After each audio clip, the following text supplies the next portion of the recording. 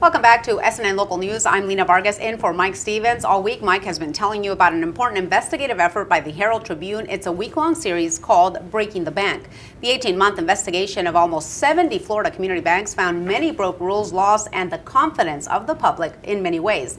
Now, joining us now to explain is Anthony Cormier. He is one of the investigative reporters who broke this story. And just off the top, I have to ask you, how did they get away with this? And it seems with no punishment. I think the system is in a way set up so that they receive less scrutiny than others would.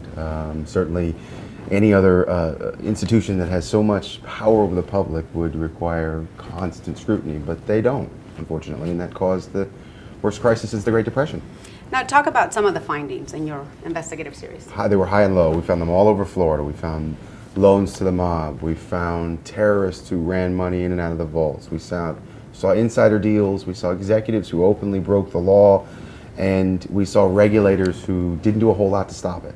And I guess what happens next? Sometimes with the best journalism, it affects change. Yeah, we'll see. We hope. Well, I shouldn't say we hope, but I know that there are several law enforcement investigations going on right now, and we'll see what happens. Anything here locally that we should be aware of? Well, 9 of the banks of the 68 that failed were in this region, and some of the worst behavior, some of the worst offenders were in Southwest Florida. Wow, not good to hear.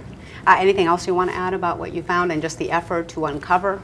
Well, I mean, it takes a long time to do these sorts of investigations, so we hope that it has a huge impact. We hope that people read it so they understand sort of the reasons that these banks failed and how it impacts them. Okay, absolutely. Well, thanks for this preview of the investigative series. Of course, you can read all of this beginning in Sunday's paper of the Herald-Tribune. Also, you can look for more coverage at heraldtribune.com.